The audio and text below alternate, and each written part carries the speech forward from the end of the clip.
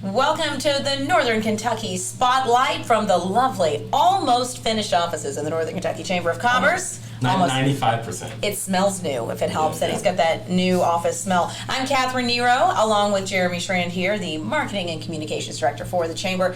And this is our last pre-holiday podcast, so we thank you for joining us. And by the way, while you're at it, while you're listening, if you're watching or listening, hit share on this. If you're watching on Facebook, if you're listening, subscribe so you know when the next episode comes down the pike.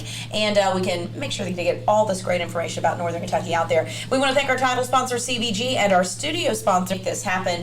And we've got a couple of great guests to wrap up this week, or to kick off this week, right before the holidays, Yes. right? First, we're going to have Debbie Curl-Nagy, and she is a Lean Six Sigma Master Black Belt. I love that. I know, that's a Master very fancy Black name. Belt. And she's a managing partner of Marcus Management Consultants, LLC, and she's going to come in and talk to us about how Lean Six Sigma can work for any business, not just manufacturing. And then we also have Christy Nelson. She is going to be the keynote at this year's Women's Initiative Annual Breakfast. She's Vice President of Global Human Resources for Multicolored Corporation. So I'm excited to talk to her. And that breakfast is coming up sooner than you think. We'll be talking about that here coming up in the next few minutes. So stick with us, but first, a word from our sponsor. Sometimes life is hectic. Choosing a mortgage lender shouldn't be. The L&N 5-5 Mortgage offers competitive rates, no PMI, and up to 100% financing. That's a mortgage that comes with peace of mind. Whether you're purchasing a new home or refinancing, you'll feel right at home with L&N. We're local, trusted, and we'll be here for you even after your closing. Call 800-292-2905 and get started on your 5-5 mortgage. L&N Federal Credit Union. Welcome home. And welcome back to Northern Kentucky Spotlight. As promised, we're talking about Lean Six Sigma, and you may have heard of it, you may not have, but that is why our guest is here today. Debbie Curl-Nagy, the managing partner of Marcus Management Consultants, LLC, is here. Debbie, thank you so much for coming in and explaining this for us. Thanks for having me. Let's start with the obvious. What is Lean Six Sigma? That's the $1 million question. It is. It sounds very covert, but you can explain it better than anybody. Right. So Lean and Six Sigma started as really two separate process improvement methodologies. The way that I implement them, and many do, is together. Lean focuses on what's value added in a process and how do you get rid of what's wasteful, make your process more efficient. It's based on the Toyota production system. And then Six Sigma, that sounds even more fancy. It does. It and sounds like a CIA thing. Yeah, scary exactly. and stuff. But it's really about how do we decrease the amount of defects and the variation in products, so higher quality in what we're producing. Awesome. So traditionally, you hear Lean Six Sigma, and everyone always kind of goes to manufacturing. Right. What other industries can use it besides manufacturing, or can it be translated out? It really can be translated into any kind of industry. Predominantly, I've applied it in healthcare. Healthcare has been one of the industries that's really focused on adopting the methodologies of Lean and Six Sigma to help them to improve the outcomes for patients and to increase efficiencies within healthcare systems. In fact, a lot of the work that I've done has been in the VA healthcare system across the country, where they're really focusing. We've got all these stories, out there about patients waiting for appointments, but they're applying these methodologies to help improve how long it takes to get an appointment, how long it takes to get the results, and to ensure that people are getting the high quality care that they need. So I know a lot of times when people start hearing efficiency and lean manufacturing, they start thinking, oh, this means people are going to lose their jobs. But this could actually benefit employees rather than be a detriment to them. Right. So when we start talking about efficiencies, we're talking about the processes. That there's so many things that we do, and we don't think about that we're doing, right? Because we've always done them, right? We've always done it that way. That's like the first thing I always hear when I go into a company to start working on process improvement. But we've always done it this way. So it's hard to see that sometimes the things we're doing really aren't adding value, and that they're causing us to make mistakes or take longer to get to the value or the services or the products that need to go to our customers. So it really can help benefit employees in a few different ways. One, come on, we don't want to waste our time doing stuff that doesn't add value. If we can spend our time more efficiently, then we're going to feel better about our work. And also the methodologies really are meant to bring people together to collaborate to problem solve. This is not something whereas I as a consultant or other Lean Six Sigma folks will come in and say, this is how you should do it. It's let's bring the experts together, the people who are doing the work. What do you think's broken? What do you think needs to happen? And helping them to develop those improvements that are going to make their jobs better and provide better services and products for customers. So if someone that's like kind of listening to the podcast thinks, wow, we need some process improvement help, and they want to like explore this more, how do they get started? Like, it can be daunting. Yeah, it can be. I always say start somewhere, right? There are a lot of places around that you can get training in Lean and Six Sigma. I am a licensed provider for Breakthrough Performance Group. They're based out of Cincinnati, but provide services in Pennsylvania, Michigan, and Kentucky, and I'm their primary person for Kentucky. So we provide certification training in Lean and Six Sigma and project management, as well as go into companies and do consultation. We can come in and help companies independently to implement these processes. And so you mentioned that this could be applied to other businesses, and we were just kind of talking. You could apply this really to a lot of relationships, business-wise, whether it's with an employee, with a client, with your family, whatever it may be, about making sure the processes work for everybody involved. Right. I mean, it really can get into your system, right? You start learning a new way of thinking. It's not really rocket science, even though it kind of sounds like it is. It's a simple process and a standardized methodology that anybody can do, and it's just an easy way to go about fixing problems, whether it's a small thing or a big thing. I've even had students go home and say, I taught my kids how to do Lean Six Sigma, and we went through and we organized the kitchen, and now setting the table for dinner goes that much faster. You're talking my language. I like this. I like it. All right, so before we wrap up, this month at the Northern Kentucky Chamber, we're celebrating the importance of community giving. So with so many important needs in our region, how do you decide where to give your time, talent, and treasure? For me, I think it as probably for many people, it comes down to things that are personal, things that have, impacted me in my life. In a previous life, I was a social worker, and I worked in domestic violence and sexual assault. So I tend to try to give to those types of services, as well as anything that relates to cancer. And all of us have known somebody that and been touched by cancer. So I think those two really mean a lot to me, and so that's where I tend to give my time and my resources. Excellent. Well, thank you so much. Thank you. We've learned a lot. Now I'm going to go home and institute some processes. All right. Stay with us. I know. Do it at the same time. We've got some headlines for you coming your way. Not just headlines, mind you, but some big events maybe coming up on New Year's Eve you need to be aware of. Yes. That's coming your way in just a little bit. Stay with us.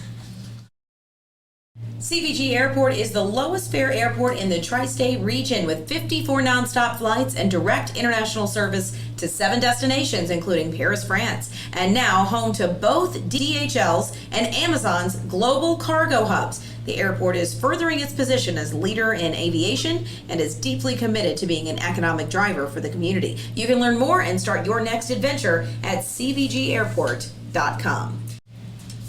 Welcome back to Northern Kentucky Spotlight. We are going to be spotlighting right now the headlines of the week. And it starts with, we've been talking about for a couple of weeks, the transition in administration in Frankfort. And now Governor Beshear has appointed State Representative Dennis Keene as the Commissioner of the Department of Local Government. So he's represented the 67th District up here since 2005. So he will now be part of the administration, and there will be a special election to replace him. That'll happen sometime next year. Not exactly sure when. Obviously, he's a Democrat as well, so we'll see what happens with that position. It's also coming out of some better news coming out of the federal government. Senator McConnell helped secure some legislation that would change the tobacco age from 21 or to 21 nationwide. It's called the Tobacco-Free Youth Act. It was proposed along with Senator Tim Kaine of Virginia, so it's bipartisan. It's impressive. Great, considering what's going on there. Right. Oh, yeah. And should be enacted next fiscal year, which is awesome. It is, and also, not only is it bipartisan, you've got 2 big tobacco states, a big Yes. sponsor of this. And I know you've seen the billboards that say, because right now in Ohio, you have to be 21 to buy any sort of tobacco product, not in Kentucky. And you see like the signs that, hey, you only have to be 18 here. That may not be the case much longer. We'll see. We've been talking about also the IRS building in Covington, that site, what's going to happen to it. And so you know that it was almost a year ago, Cooper Carey out of Atlanta was this company hired to figure out what to do. And they did just a huge job of reaching out to the community and asking, hey, what do you want to see? And they made their final presentation, I guess, based on their surveys to the Covington City Commission this week.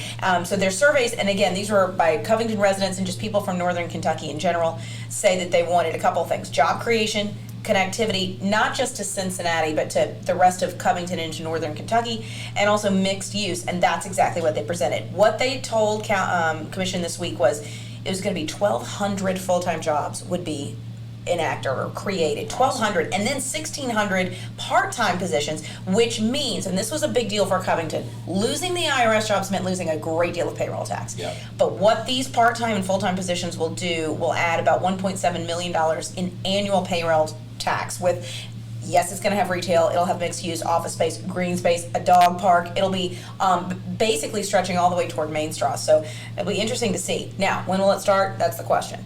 They're going to roll this out piece by piece very slowly. And so we'll see it. Hopefully in the next few months, this thing will get going. Yeah, it's going to be exciting to see where Covington goes in the next 10 years. Speaking of Covington going places, the food trucks. I can't believe, wait, hold on. We've been 13 minutes since the first time we haven't talked about food. Unacceptable. Wow. So the food trucks, in that same meeting, the commissioners changed the city's food truck rules. We kind of talked about that last week, that they might do it. It sounds like they did it. So you'll be seeing more of them often in more places down in Covington, which is awesome. Yeah, well, so that will help with that connectivity too, making sure you can get food wherever you want. You stop by Pretzelfuls, their chamber member. Ooh, there you go. They're really good too. That does sound delicious. There we go. 2 food mentions if you're counting it up.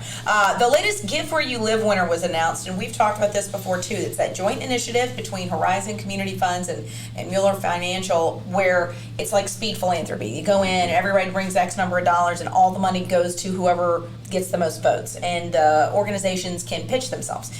This time around, $7,000 went to Northern Kentucky Children's Advocacy Center to prevent and treat child abuse. This year, so I want you to think about this, they just started this, the quarterly meetings, they gave $25,000 by community members. And so some people went all 4 times, some people went once or twice, but either way, that's a lot of money going into some charitable organizations. And we're having one of the recipients, the NKU nursing program that's in the Golden Towers, coming in towards the end of January to be on the podcast. We're going to talk about what they're doing there. So it's been really great for the community. Perfect. What they've been doing. We've got events coming up. Oh yes. It's that time of year where everyone gets to go party on New Year's Eve. Hotel Covington's New Year's Eve Roaring 20 celebration. The VIP tickets are available for $250, and it's a 5-course dinner and open bar. The general admission is sold out though. Yeah, so they sold that out. It's the only way you can get into the party is the VIP tickets. I got a trick for you though. So I was Yes. out there at Hotel Covington today, and the general manager said that there are 3 rooms available. And here's the deal. So not only if you book that room, you get a general admission ticket for free too. So you would get into the party if you're one of those 3. If you get one of those 3 rooms. So there you go. There's your opportunity. If you can't get into Hotel Covington, we've got another opening. What's that, Jeremy? Tell me more. It is a New Year's Eve party at Burkus, and it's a little cheaper than the $250 VIP ticket. It's only $25. And our favorite bass player, Ben Gastrite, The man behind the operations. he will be playing there. He's right over there. New Year's right Eve. behind So the camera. everyone needs to get to Burkus. What's the name of his band, Jeremy? I don't remember. The Abdomen. Oh yeah, The Abdomen. Sorry. Yeah, so it's $50 for VIP there. There you Yeah. go. And there's a midnight champagne toast, and there's food. Yeah, So, and circus performers. and I understand that Ben might hit the trapeze late in And the night. Burkus's beer is really good. Yes. The Lud Light is a personal favorite. Yes. So there you go. And also, Newport on the Levee. I don't know if you've seen Santa's House on the Levee. Okay, this is perfect for if you've got kids who are a little bit freaked out by Santa Claus. You get, first of all, it's a whole house that no matter how you're taking pictures, it's gorgeous. Like it's like you're walking into Santa's house in the North Pole. Secondly, it's just for your family. There's no other like screaming kids around. So if your kid's a little bit freaked out, and let's be fair, a lot of them are, this is perfect. So it'll be quiet, and it's just you and Santa Claus, and it's amazing. The pictures are amazing. They've got some great stuff going on at that levee. They're doing a great job down there. Okay, Jeremy. Here we go. Here we go. It is time for Jeremy's Chamber Roundup. Alrighty.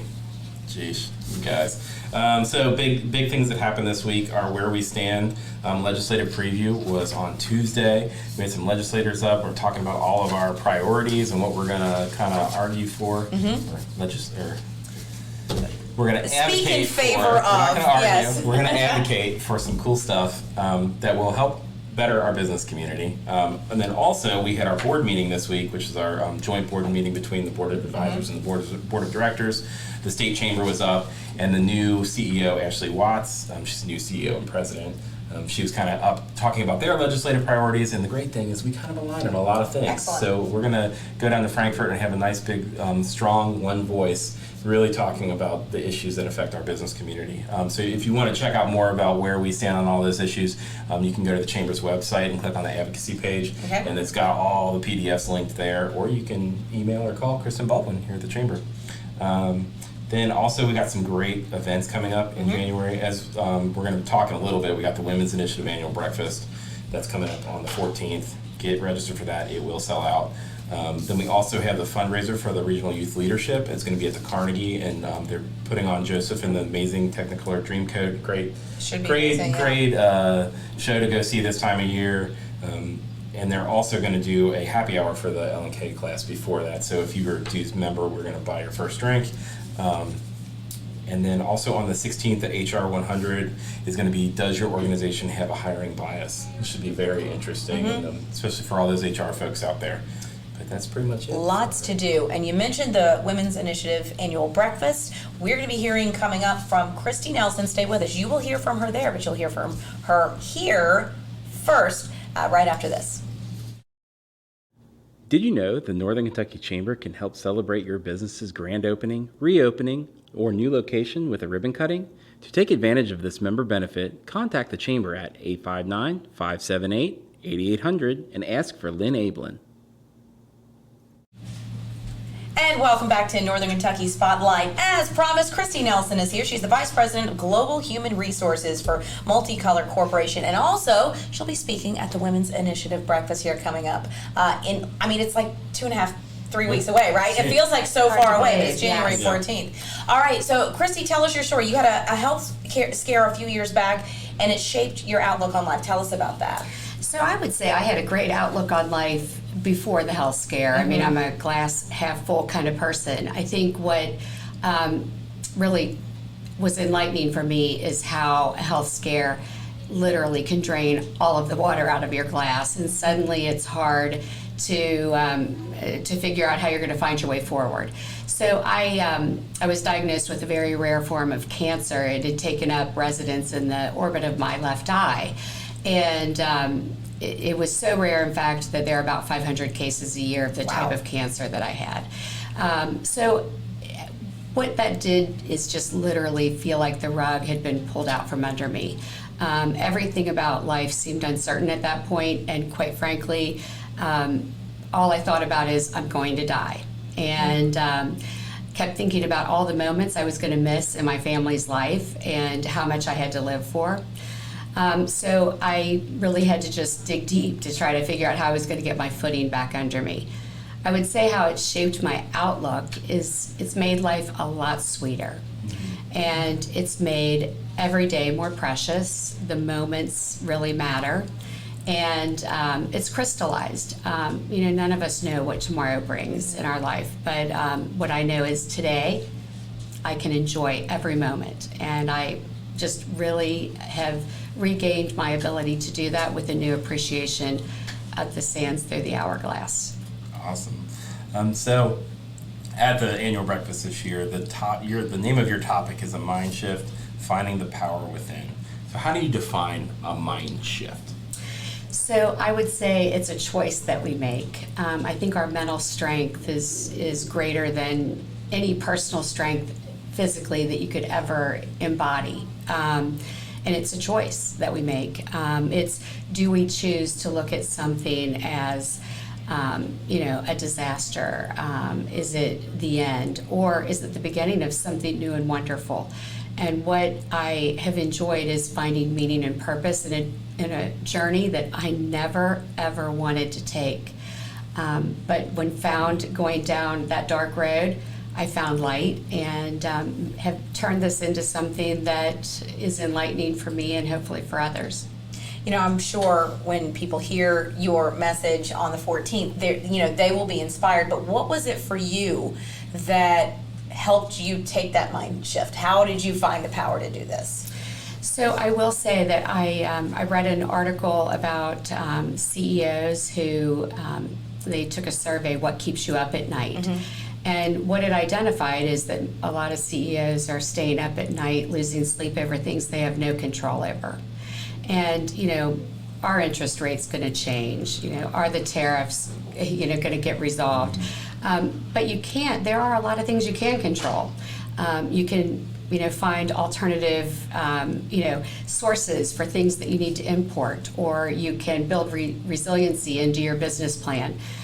For me, it was, what are the things I control? I don't control the cancer cells that are lurking still, I'm sure, in my body. I don't control those, but I do control where I get my health care, the level of expertise that I seek, and put that into the hands of people who know more than I'll ever know. I control my attitude and I control my faith. And when you do those things, it allows you to live life.